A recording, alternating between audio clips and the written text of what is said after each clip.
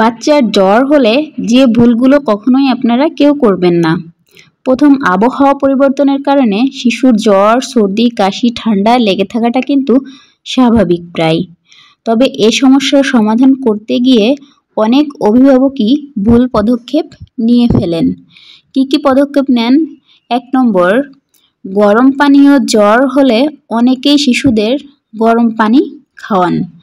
গরম পানির বিষয়ে চিকিৎসকরা বলেন, গরম পানীয় খেলে সাময়িক আরাম মিললেও শরীরের তাপমাত্রার খুব হেরফের হয় না।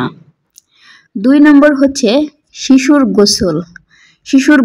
শিশুর জ্বর হলে অনেকেই এই ভুলটা করে থাকেন।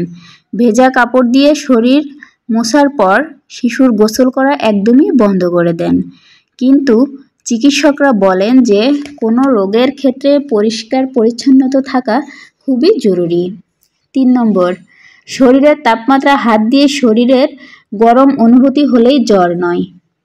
অনেক অভিভাবকই এই ভুলটা করে থাকেন। জ্বরের ওষুধ খাওয়ানোর আগেই অবশ্যই থার্মোমিটার ব্যবহার করে চেক করে নেবেন। শরীরের তাপমাত্রা পরীক্ষা করেই ওষুধ খাওয়াতে হবে। ৪ নম্বর, ভারী পোশাক। জ্বর হলেই শিশুকে ভারী কাপড় বা চাদর দিয়ে মুড়িয়ে রাখা যাবে না। একাধিক ভারী কাপড় পরালে শিশুর শরীরের তাপমাত্রা আরও অনেকটা বেড়ে যেতে পারে। ৫ নম্বর, শিশুর জ্বর কমাতে স্পঞ্জিং ব্যবহার করবেন না। শীতল বা ঠান্ডা পানিতে শিশুর শরীরে কাঁপানো সমস্যা হতে পারে। এর কারণে শরীরের তাপমাত্রা বেড়ে যেতে পারে। ৬ নম্বর, শিশুর জ্বর হলে শিশুর গায়ে অ্যালকোহল জাতীয় দ্রব্য ব্যবহার কখনোই করবেন না। অ্যালকোহল জাতীয় দ্রব্য ব্যবহার করলে ত্বকের মধ্যে প্রবেশ করে কোমার মতো মারাত্মক সমস্যাও কিন্তু মাঝে মাঝে তৈরি হতে পারে। ৭ নম্বর, শিশুকে মোটা পোশাক পরিয়ে রাখবেন না। তাকে যতটা সম্ভব হালকা পোশাক পরিয়ে রাখুন, যদি এটা গরম হয়। আর শীতের সময় কথাটা তো আলাদা। সম্ভব হলে জামা খুলে বাতাসে রাখুন, এতে শিশুর জ্বর দ্রুত কমে যাবে। শিশুকে পোশাক পরানে হালকা সুতির পোশাক পরান। ৮ নম্বর, অনেকেই আছে শিশুর জ্বর হলে মাথায় পানি দিতে চান না। এটা কখনো করবেন না।